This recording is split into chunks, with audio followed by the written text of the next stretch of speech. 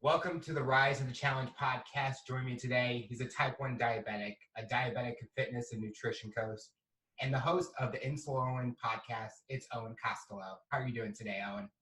I'm doing great. Alex, how are you doing? Thanks for having me on. I'm doing good. I'm excited to learn more about your journey and your rise to the challenge. What we like to do first with our guests is go right to the beginning. Talk about where you're from and what were you involved in growing up? Absolutely. So I am from a town called Bray in Ireland, just outside Dublin. So that's why I might sound different to most of the other guests you've had on. But I'm from a small town called Bray, as I said, just outside Dublin. Dublin is the capital of Ireland, obviously. I was always very active growing up. I had a great childhood and I was just involved with so many different activities, sports. I played almost everything you can imagine, from football, basketball, swimming, cycling, running, everything that there is to do as a child. I gave it a go. And I suppose because I was so active like that, I always believed that I would be involved in sport in some way as I grew up, and I would pursue health, fitness, sport, something in that category as a career. And as I got older, into my like I suppose young teens, early teens, I got really, really into football, or soccer for the for the Americans. So I was big into soccer. I was playing it a lot, and I was playing it at a very high level. So that's what I thought was going to be my thing. And I was kind of ready to really give that a go. And it was going well. And then at the age of 19, I was diagnosed with type 1 diabetes. So that kind of put everything on.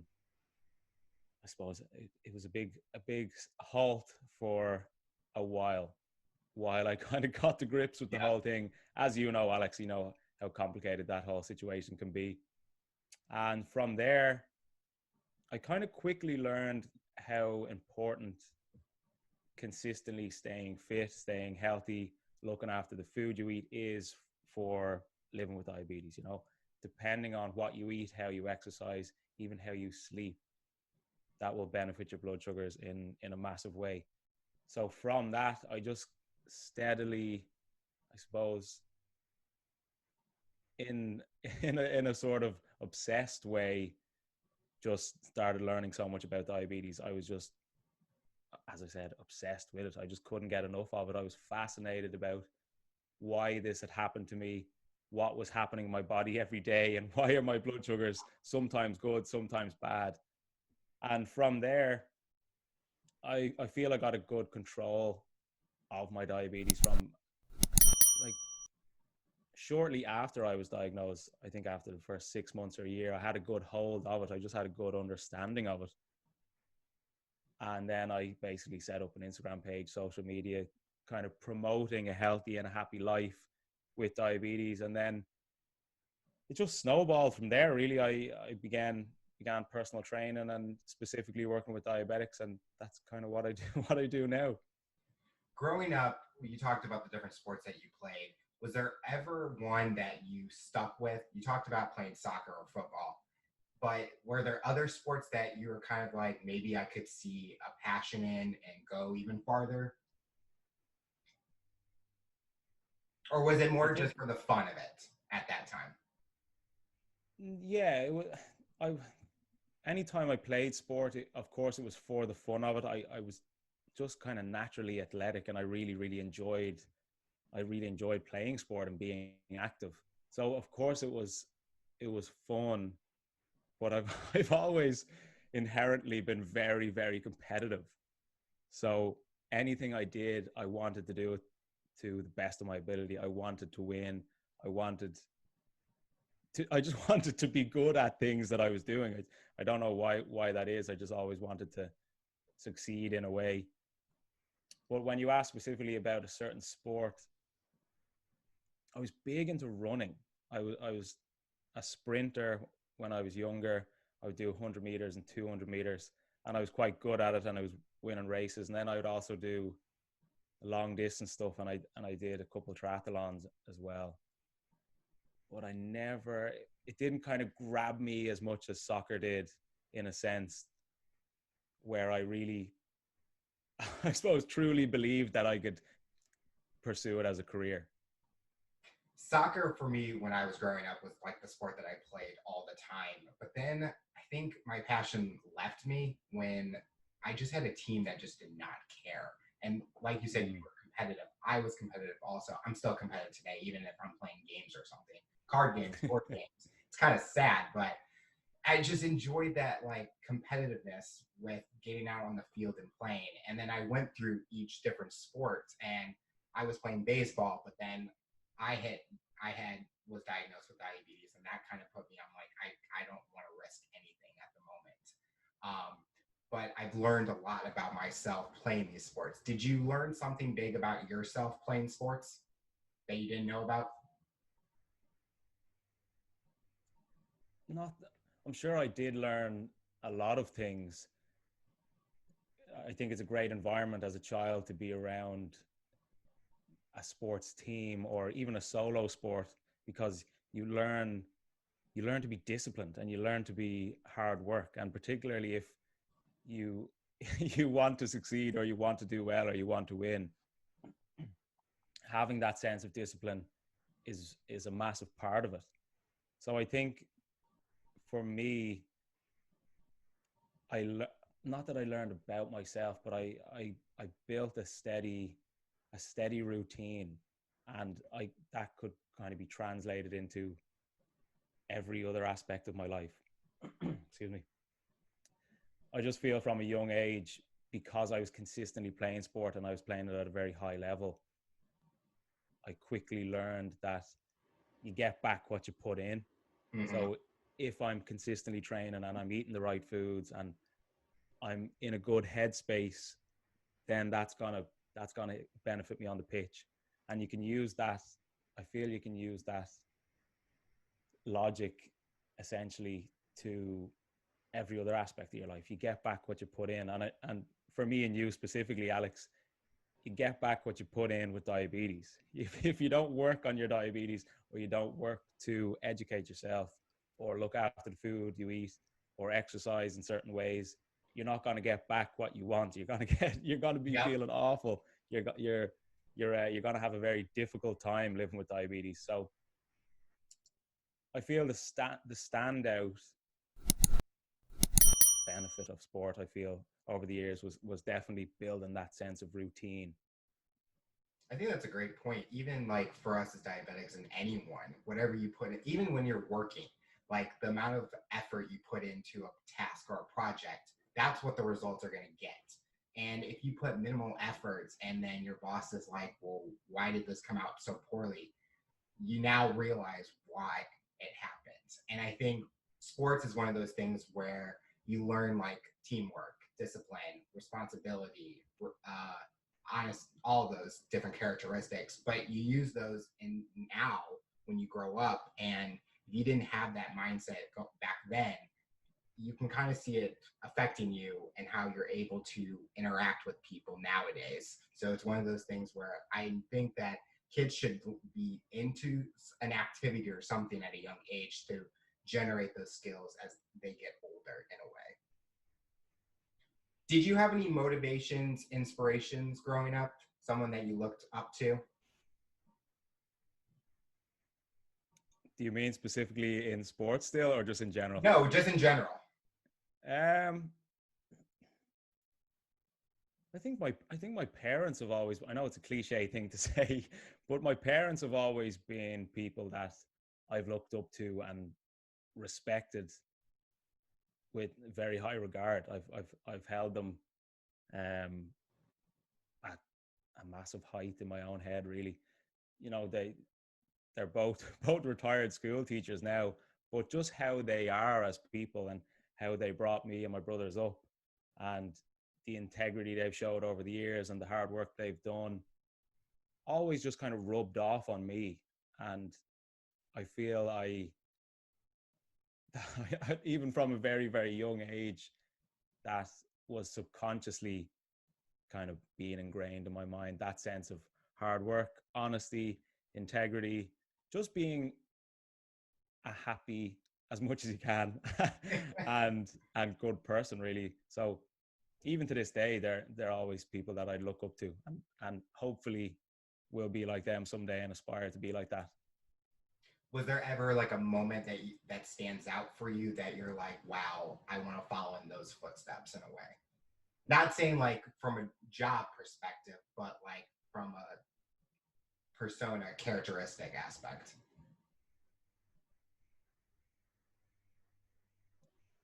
How my dad views, well, and my mother as well. Sorry, my throat's at me today. Okay. How they both view negative situations is always has always stood out to me, has always been massively important. And how they have treated negative situations, I feel, has equipped me well with how to combat diabetes every day. And there's always a standout saying that my dad used to say, and it was, no matter what happens to you in your life or what you go through, you either adapt or you die. And he says, we've no control over what happens to us. It doesn't matter who you are, what you do, where you're from, how much money you makes no difference. There's going to be bad things that happen to us. That's just inevitable. They're out of our control to an extent. What's important and what we have control over is how we react and respond to those negative situations. So I feel, based on how they've been over the years with me growing up and even to this day, has really shown in my own mindset in terms of how I deal with quote unquote negative situations. And I think that's a great point, is this show is all about rising to the challenge and how we overcome negative obstacles in our way. And we always say that if a negative thing happens, it maybe happened for a reasoning, and we always can grow and learn from those situations, because no one's life is perfect. Even if you see the people on social media and celebrities, their lives aren't perfect because we don't know what's happening behind the scene. Yeah, absolutely. So you kind of have to learn from every situation, and it just helps you grow as a person. Yeah, I think it's a skill in itself, and a skill that you can learn to be able to identify even a minute positive aspect of a negative situation. There's always, and you said how you can learn from something. No matter what happens to you, you can always learn from it, and you can learn, how can I deal with this, or what will this lead to, or what can I turn this into? There's always some way you can twist a negative situation. What was that? We kind of talked about it a little bit earlier, but what it was a dream job that you wanted?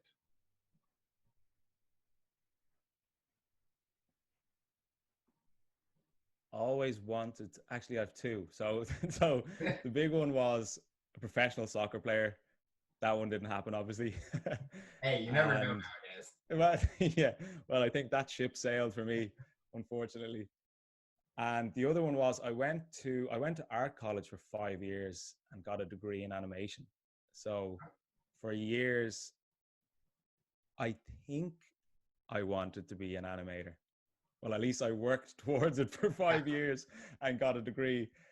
But yeah, that was something that I always wanted to do. I've always been massively into art and drawing and cartoons, and I thought that it would be really enjoyable and something that I would love for years and years and years down the line, to be an animator in a studio or start my own company or whatever it may be. But I kind of steadily fell out of love with animation kind of halfway through art college. I stuck with it and got the degree anyway. But yeah, soccer player and animator, and neither of them have happened. Like we say, you never know. Exactly. You could be animating some of your social media posts. Well, there you go. I don't have to hire a designer. Yeah, that.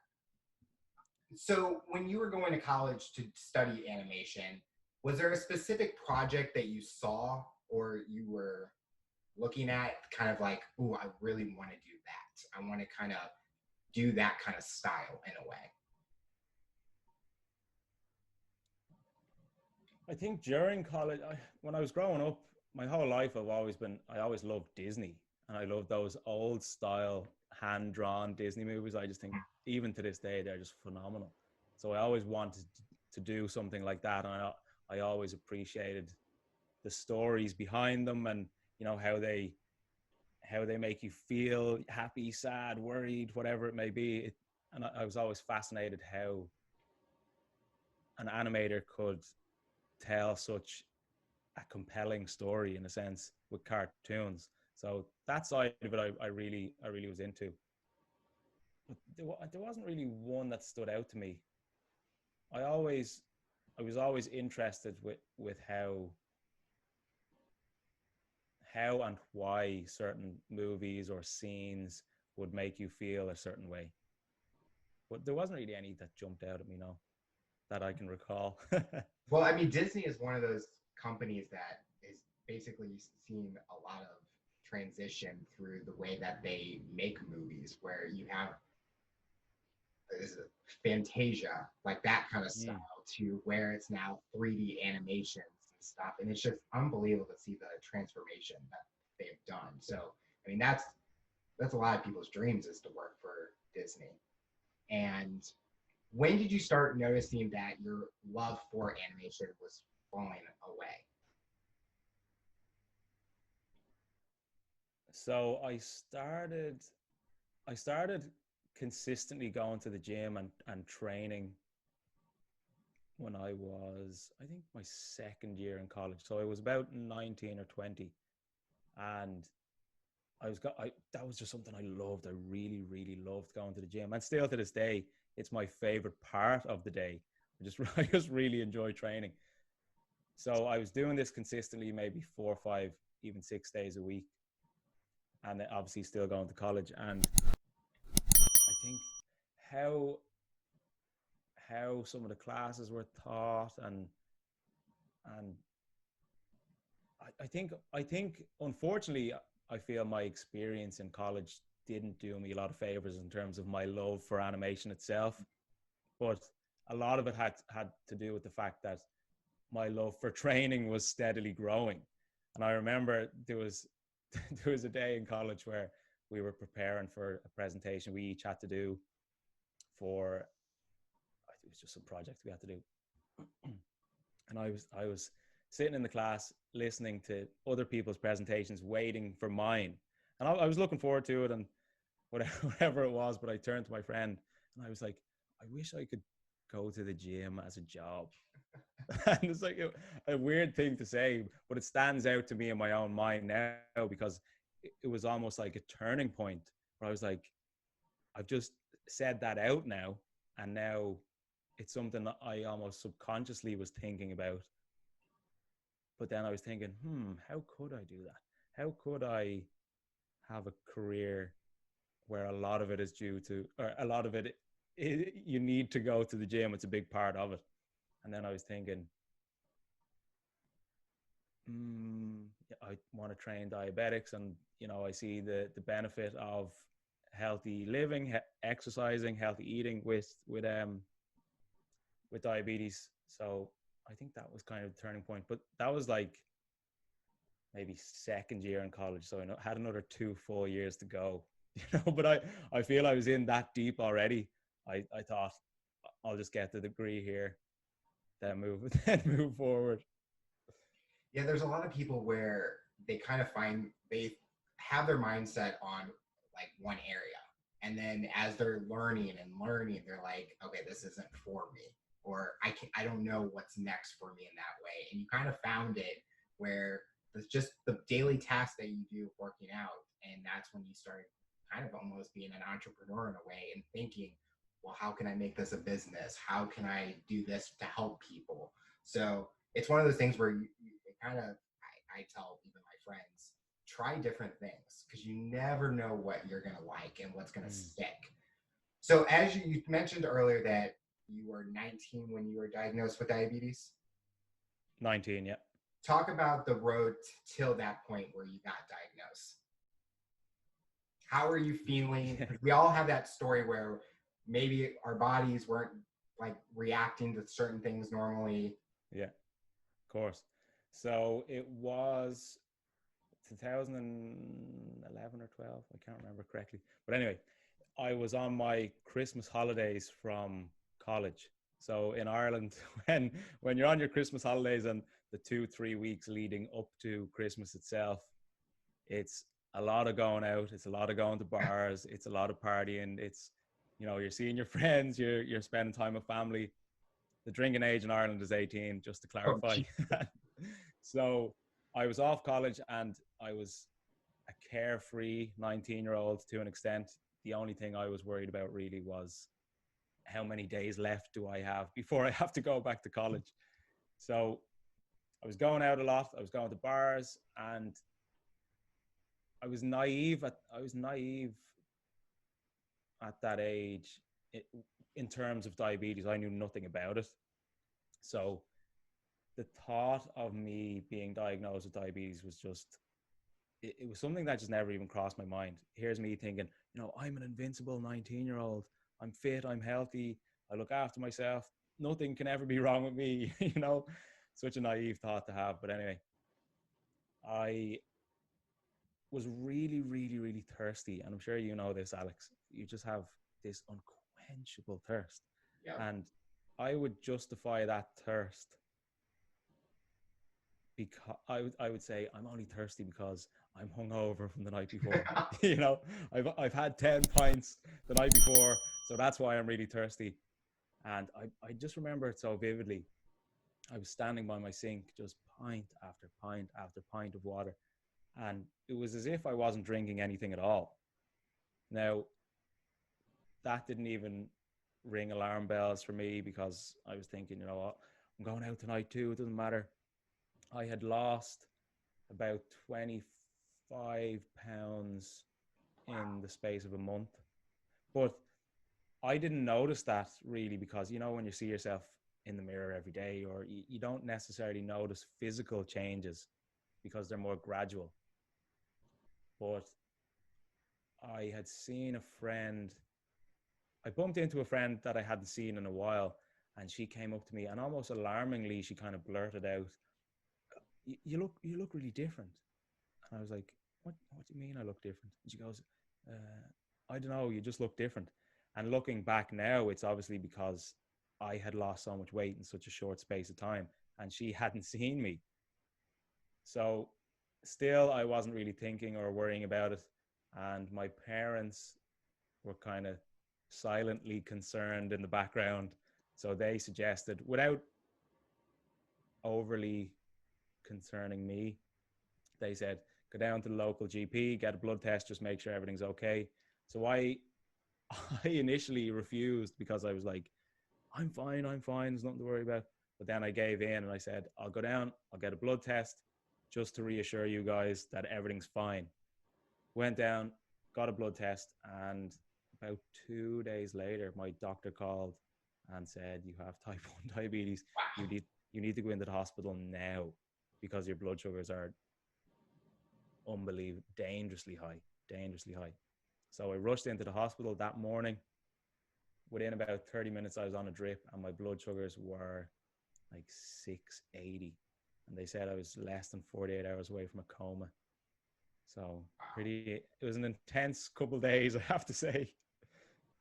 Well, you mentioned that you lost so much weight, but were you working out at the time? So you might have thought, well, maybe I'm just working out, and that's maybe why I'm losing all this weight. Or was it just... Yeah, I was training at the time, but I wasn't really training consistently.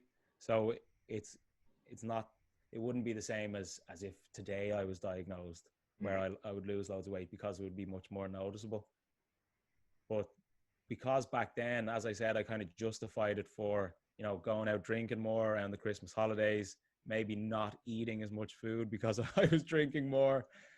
And yeah, I just had an excuse for everything, really. Any sign or symptom, I had an excuse.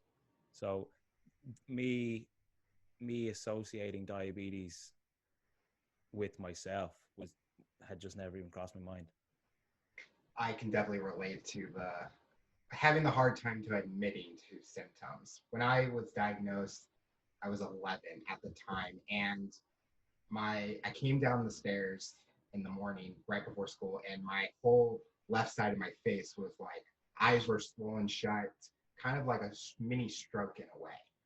And I was like, yeah, I'm good. I can go to school.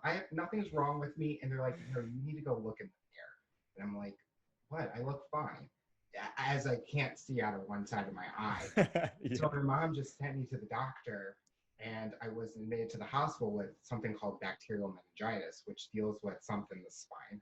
I was so young at the time, I don't even remember what the doctors even said. So I was in the hospital for a week, and then they're like, oh yeah, you have diabetes. And I'm like, really? Two bad things now? Like, can it get any worse? Can a third thing happen?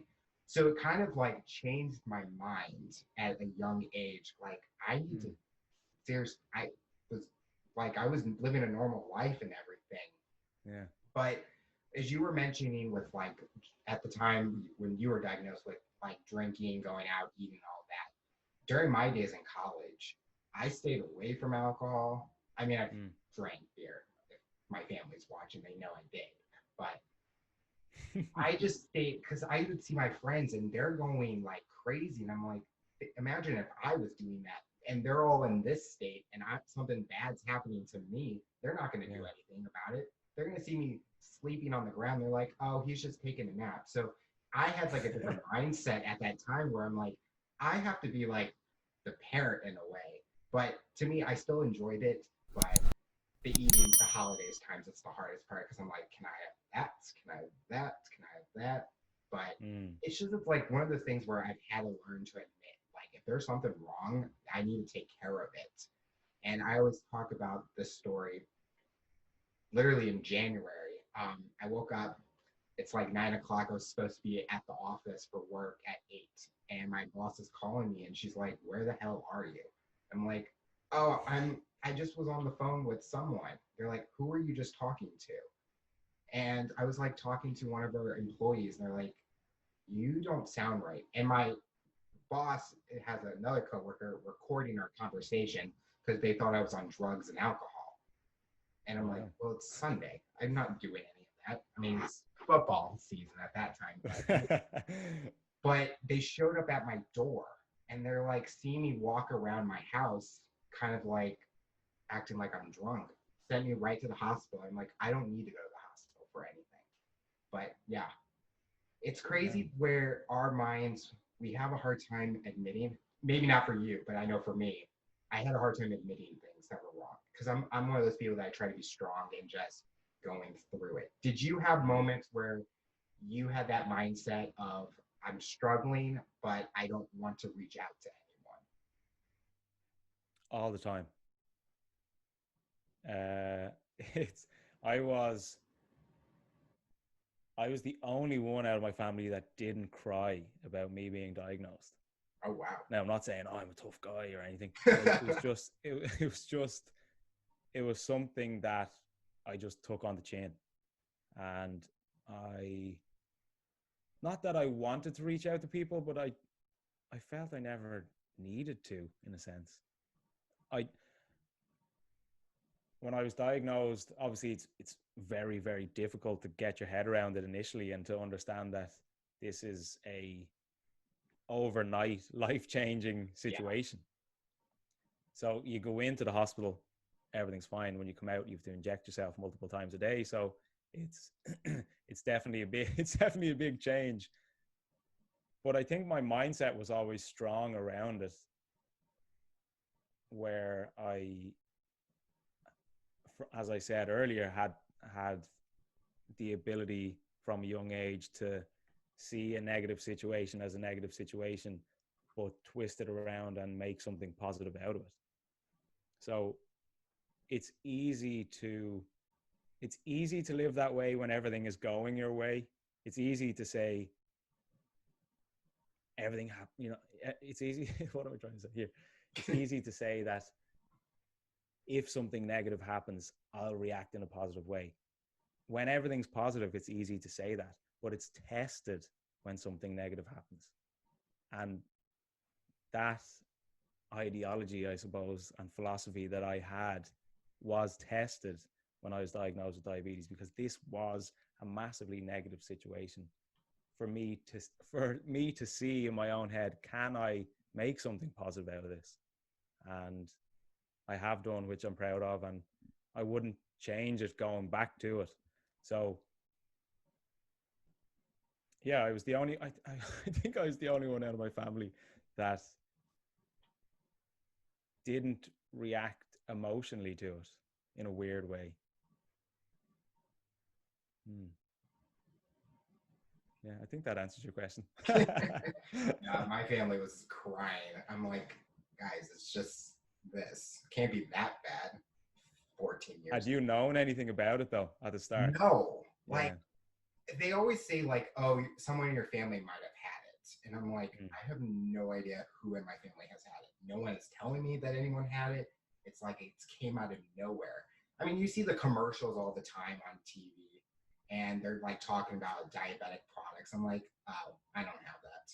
Well, now I have it, and now I'm seeing more commercials nowadays. But I just didn't think about it at the time. Like, oh, I was drinking Mountain Dew, brownies. I mean, you would think I'd be like a type 2 diabetic at that time, not a type 1. But are you still nowadays teaching like family and friends all about like what you're going through, symptoms, what to look for, or do they kind of understand and they kind of could handle it if they needed to? For the most part, yeah.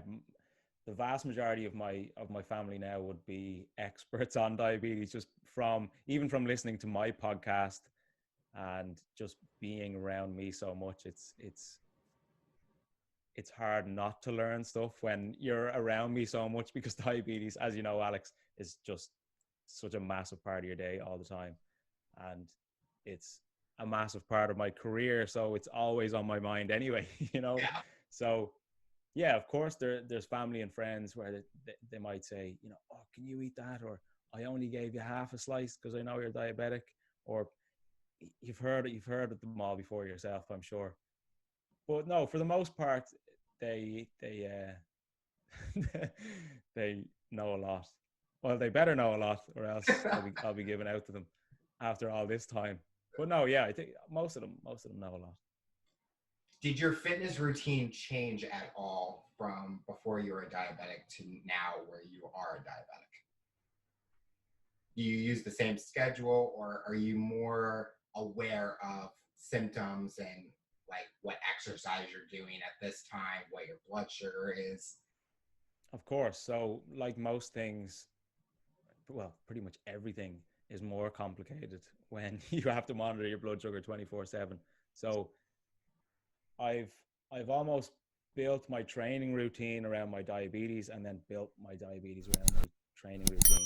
So I haven't necessarily changed what I do when I'm in the gym or when I'm running, but I know, but let's say my schedule and routine before, during, and after has changed. So the physical movement aspect of exercise hasn't really changed. I'll still do the same types of exercises, the same types of rep ranges, the same runs, whatever it may be.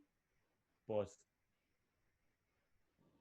the hour or two before training, during training, of course, and then the hour or two after training have drastically changed, because you really need to be looking after your blood sugar leading up to exercise, during, and post exercise, because it can be potentially very dangerous to exercise as a diabetic, because if you're not kind of clued into where your blood sugar is at every time or every moment, it's not as easy to identify a high or a low blood sugar, because if you're training hard, your heart rate might be increased, you might be sweaty, maybe even slightly dizzy.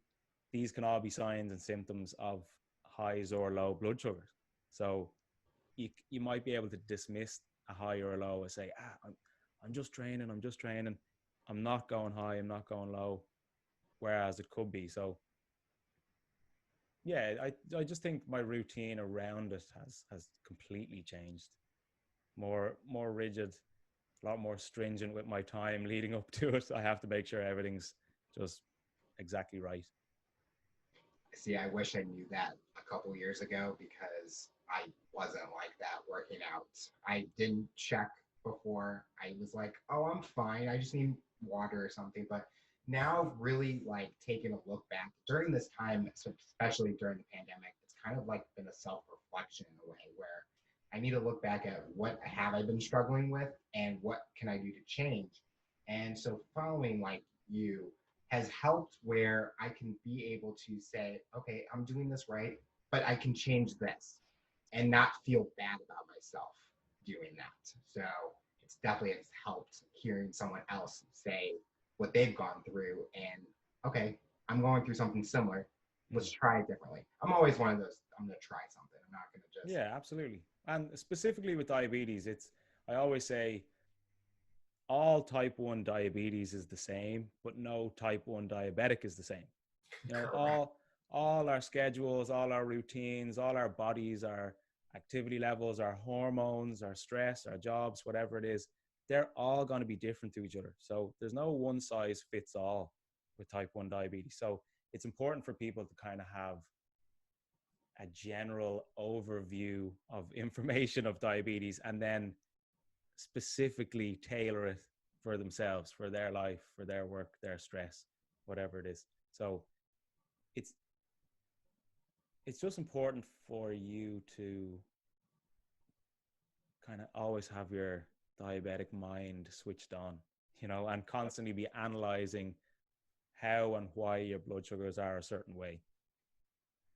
As a social media content creator, when you're doing a post or doing a video or a Q&A, I just saw one of your Q&As where you're out at 6 o'clock or 5 o'clock in the morning walking. I'm like, I'm asleep right now because of the time difference. But I stayed up and watched each one. What goes through your mind when you're posting? Like, what are you wanting to talk about or tell a story about to the people that follow you? Well, I think it's important for me to share as much information as possible. Of course, I don't know everything. I never will know everything, but I pride myself in knowing a lot about diabetes. So I really enjoy posting because I know there's a certain amount of people following me now, vast majority of whom are diabetic themselves or have diabetic kids. So it's almost like I feel there's a sense of responsibility there because people have now pressed that follow button. So they're hoping they're hoping for something from me. So it's I want people to learn something. I want people to benefit from every post I make, or even just be entertained. You know, so it could be something stupid, something funny, but I want people to, yeah, I think be learn something first of all. I want people to understand that if they're out there living with type 1 diabetes, they're not the only ones living with it, because it can be such an isolating condition at times. So that's a big one. I want to just promote diabetes in a very healthy and happy way, because it's something that if you don't treat it with its deserved severity, it can so easily consume your mind and and kind of take over your day. So yeah, from my post, the things I think about are, how will somebody benefit from this? What can they learn? Will they laugh for one of those posts? How can this make them feel more reassured? All those type of things. How can somebody benefit? That's always on my mind. What would you say for someone that's listening to this interview, comparing to like someone else that does the same thing? What is the main thing that makes you stand out? In terms of training, or just as a Well, it as a could be diabetic? from your coaching, fitness routines, your influence on social Yeah. media. Because So there's like so many people out there that they want to be a person that posts about diabetes, but there's so many out there. It's like you don't know who to trust in a way. So what makes you stand out that people can feel that they're getting the best quality information from? well, everything I post, I'm sure to double check before I'm posting. If it's a fact about diabetes or something like that, I'm not just going to post to post. I always make sure that something is correct. Mm. When I feel I'm very honest with my posts on social media, I feel that, of course, I share the good things about diabetes because I want people to feel good about it. I don't want it to just be a negative aspect of their life. But I also feel it's important to share the crappy sides of diabetes too. So if I'm having a massively stressful day, or I'm sick, or I've miscalculated my insulin, or eaten too much, or whatever it is, I'll post my blood sugar at 250, 300, whatever it is, you know. But no, I'm I've always been an empathetic person, and I feel that's been highlighted more since Diagnosis. So if there is anybody listening here and they have type 1 diabetes, I'd be honored if you follow me, first of all. But if you ever want to reach out or just get in touch about anything, I'm always an open book. So I think, yeah, I fully understand and appreciate what people have to go through each day living with this thing. So it's not easy, but a big part of it is being able to stay positive. I think from the amount of time I've been following you, you definitely give the reality check in a way where you share like the struggles that you've gone through, and we can all comment and not compare, but we can all relate to each other on going through that similar situations. And just from the comments I've seen on your post, everyone's so positive and helpful. And I think that's the mentality that you have shown through your posts, where you want people to be supportive and positive, and you even reach out to people, you communicate. And I think that just shows your personality in a way that people drive to come to see what you're able to show.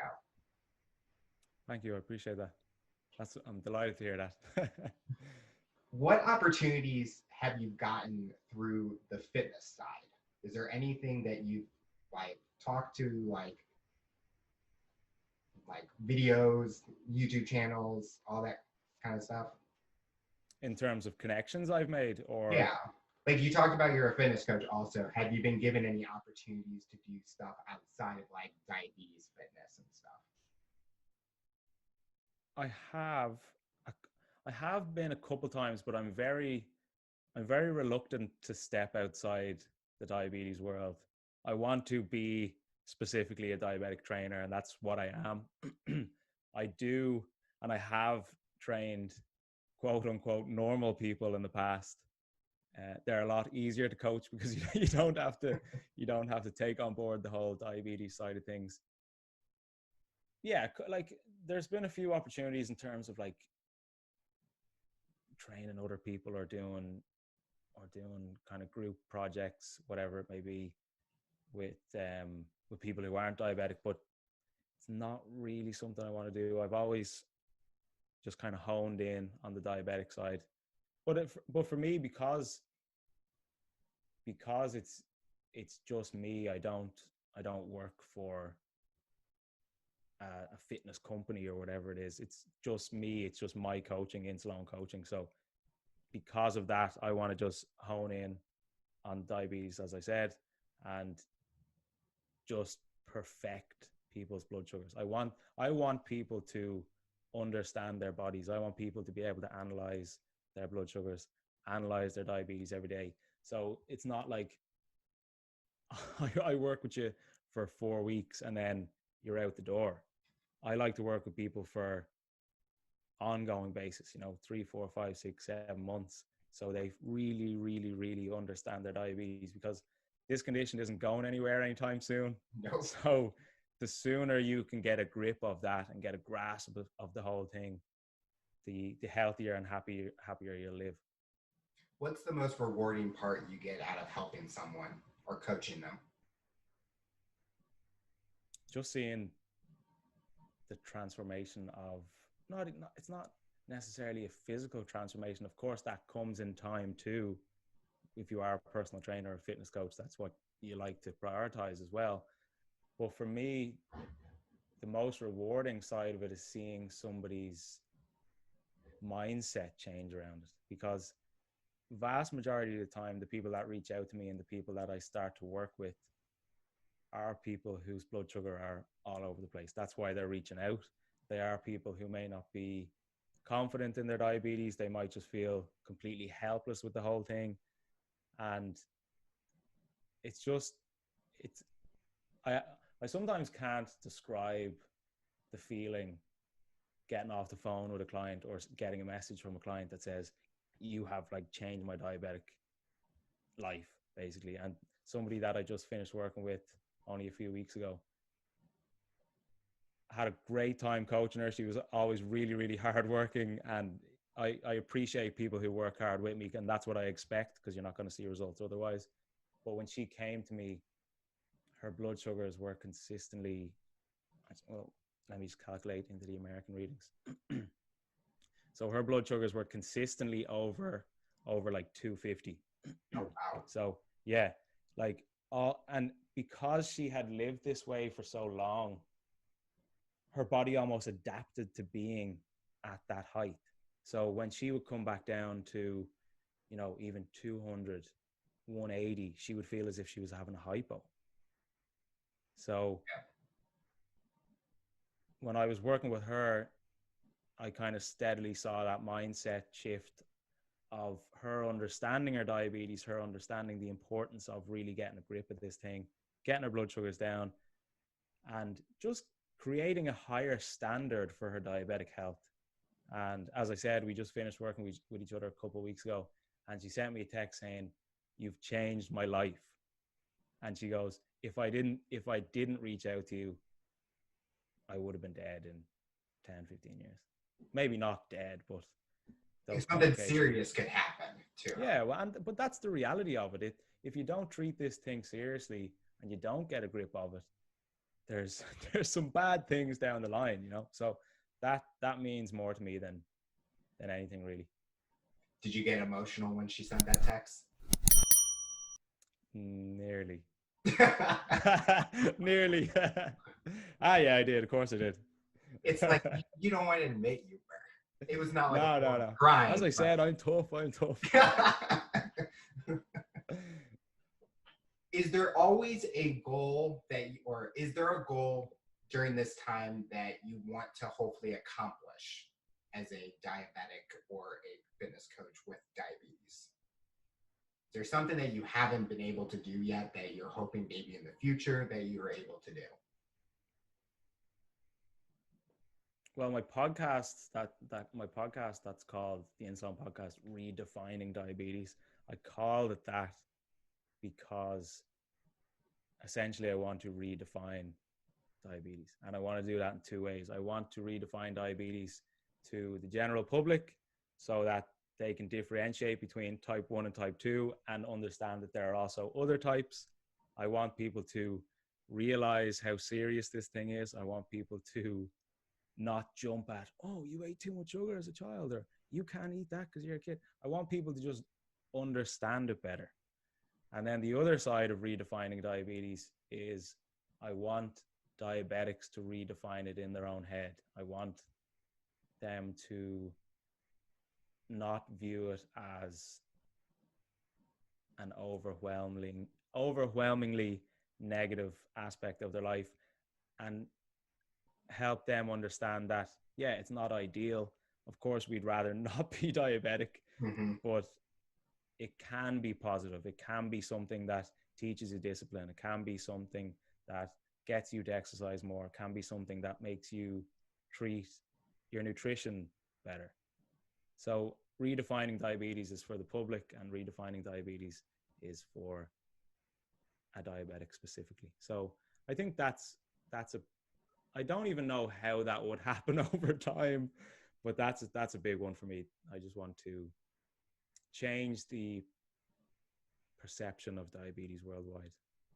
Your episodes are great. I mean, I listen to them all the time, and I think it's great to get a different perspective on diabetes in a way, because I think that's the great point, or the great work of networking and us, like what we're doing right now, communicating and kind of learn from each other what we've gone through and what we can do differently and what we can try to do next. Because it's always a way where if you're not set in stone, you can make changes and see, does that work? Hopefully it's not an extreme of what happens, but just the knowledge you can get. And I'm always a person that's wanting to learn. So anyway, I'll sit at work listening to a podcast for an hour. I'm fine with that. But I get something out of it, and that's what I enjoy by listening to what you do. And is there a guest that you're hoping to get for? I know you do mixture of guests and, well, mostly solo, but guests also. Is there a diabetic that you hope to get in the future? You, Alex. Oh, There's no standout kind of holy grail diabetic that I want to get on. I'm just intrigued and fascinated to hear everyone else's story. There's no one specifically that I'm aiming for, really. But I think just everybody that comes on has a fascinating story. Everybody has a different perspective. Everybody has started from somewhere else, and their diabetes, one way or another, has led them to where they are. That may be physically, it may be mentally, it may be anything. It's yeah. There's no. What am I thinking? Why? Who should I get on? I'm thinking now. Is there anyone that you think I should get on? that's a hard, see. There's so many athletes out there, and I'm always fascinated with the athletes because their schedules and how they deal with it is just, it's like amazing how they're able to perform at a high level, but be able to maintain their blood sugars and the amount of insulin they take and everything. They're hard to get a hold of. I've been emailing and trying to reach out to a lot of athletes. Well, have you ever LinkedIn? Are you on LinkedIn? No. That's actually a good shout. I found some on LinkedIn. There's an Olympic swimmer named Gary Hall Jr. who was 14. I know him. I met him. Okay, but he would be a good one. He's He like would one of those diabetic advocates also, where he's out in public doing things also. There's like hockey players, soccer players. There's a couple of football players too, isn't there? Yeah. Wikipedia has a lot of names also. Yeah. I think Halle Berry is also a type 1 diabetic. Is she really? Yeah, I think so. She'd be a cool guest. Oh, now I'm going to search her and see yeah. if that's just... I'll see her on your podcast next week. You're like, can I go to my friend Owen's podcast also? Yeah. Looking back at your career, well, so far, and you talked about that you had the passion of animation. Do you kind of wish now where you're at, you also were doing that also, or you're happily fine with the path that you've taken right now? As a whole, I'm very happy with where I'm going, and I work extremely hard towards that. But I think there's also days where it's terrifying because everything I do relies on me. This isn't like a company that I've set up. It's just me that's doing it for now. So some days when I kind of doubt myself, or that little voice creeps into your head, like, what are you doing? What do you think you're doing? Go get a normal job. Those are kind of scary days, but you just need to talk yourself back out of that. But specifically around animation, no, there's no love lost there, really. I never really have days where I think, God, I should have done that, or I should have done this, because everything you do is based on a decision you make at a certain time, and you made that decision for a reason. So you have to deal with it, good or bad, But no, I'm really happy where I am now. I'm happy working towards where I hope to go. And the only negative side is that bit of doubt, thinking, as a quote unquote secure job would be a lot better, but yeah. I don't want to do that. Never on the agenda. For people that have gone through similar things where they have doubts about job security in a way, what techniques or what have you done to tell yourself that it's going to be okay?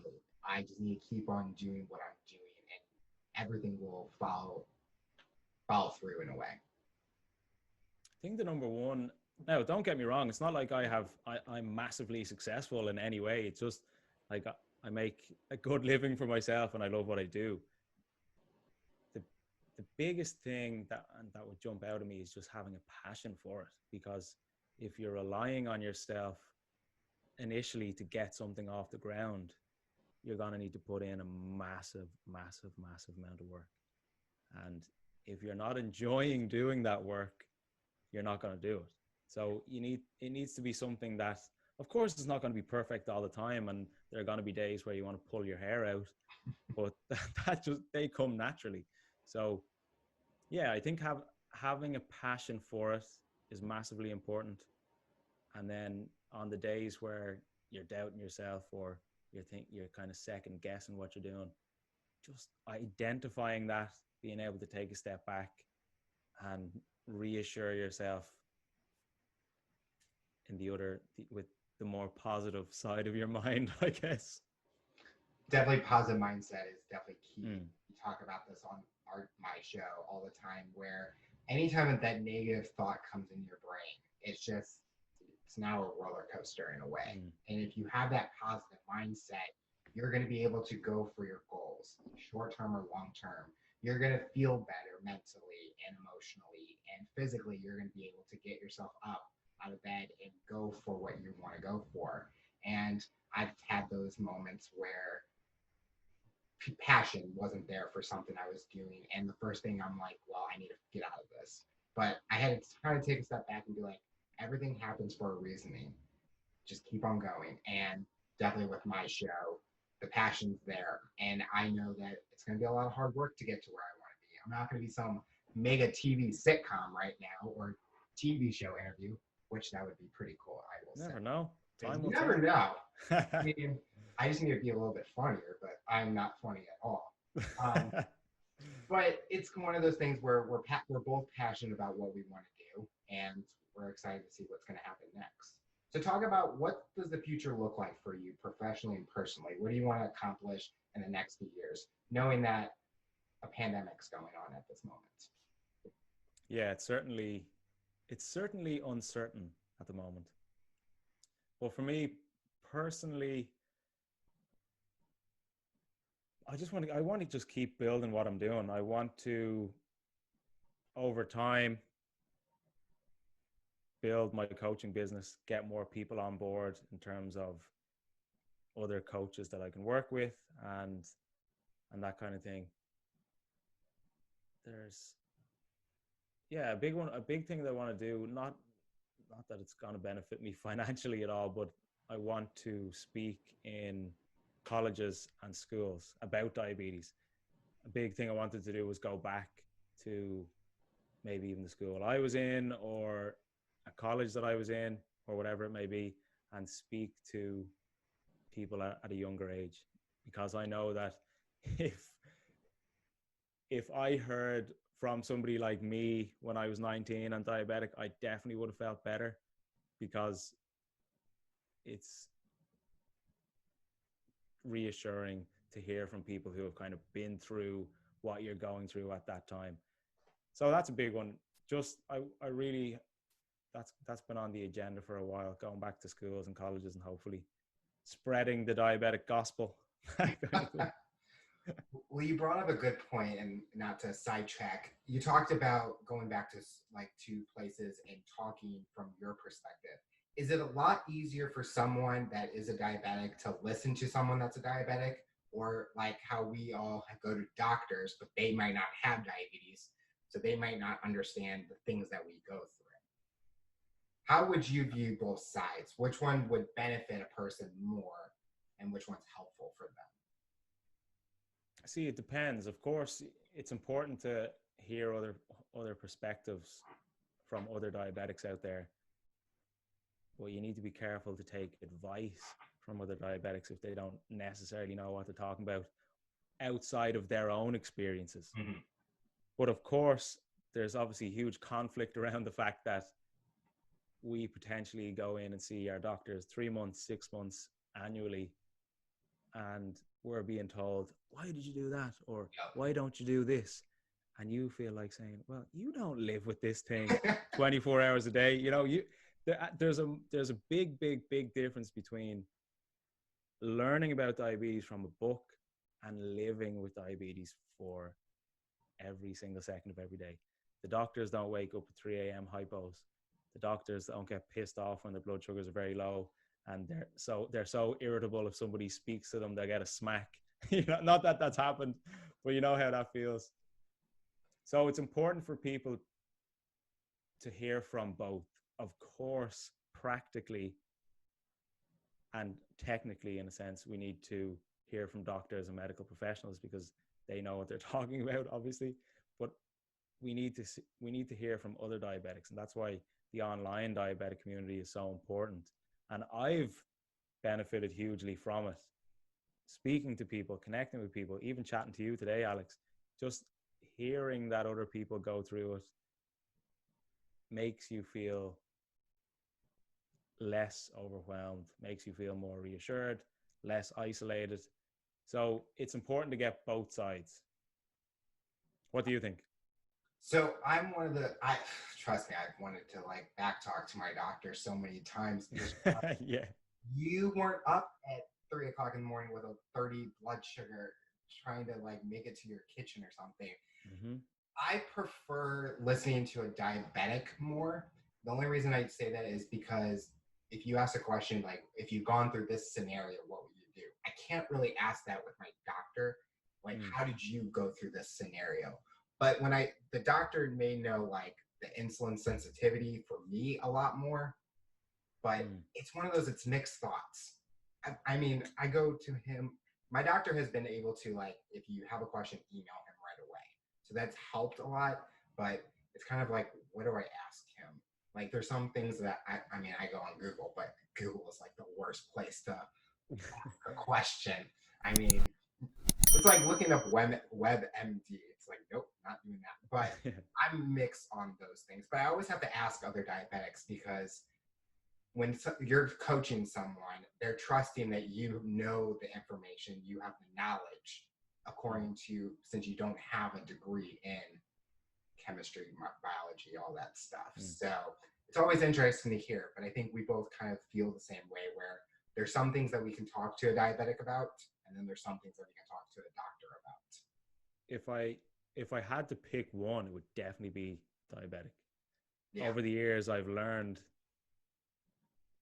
100 times more from diabetics than I have from my doctors because living with something and experiencing it every second of every day is a vital part of learning it.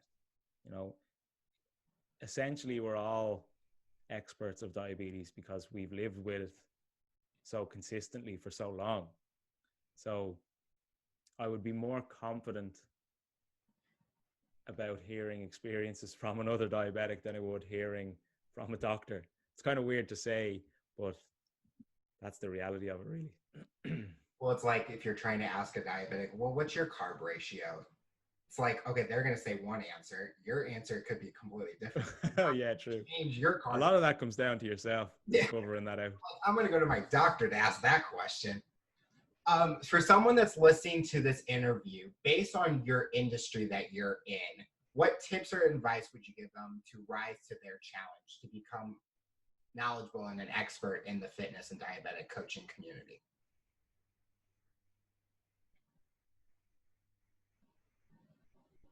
That's a good question.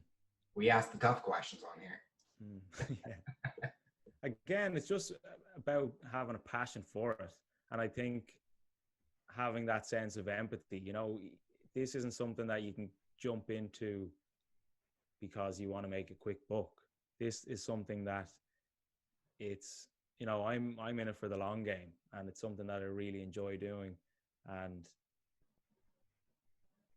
like we were talking about earlier, it's massively rewarding when you're working with people and they're seeing the results that they want, and you're helping them and guiding them towards the results that they want. But as advice goes for somebody trying to get involved with it, just be active within the community. Be active on social media, reach out to other diabetics, talk to them personally. It goes a long way, and that's how you build up a reputation. Give out good content. Don't do something because you want to get more followers or whatever it is. Do something because it's going to benefit people, and people will people will take that in and people will notice it, and they'll understand that you are trustworthy, you do know what you're talking about, and you'd be fun to work with.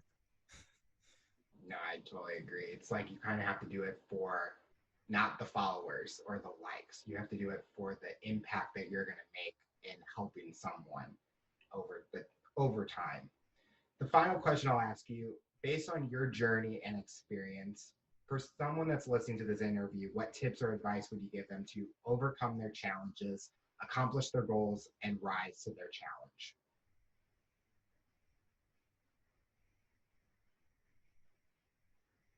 Try to always have a plan. It's probably a random and broad thing to say, but I base a lot of my life around decisions and plans. So like when I go into a gym, I have a plan of what I'm going to do. When I start work in the morning, I have a plan of what I need to do.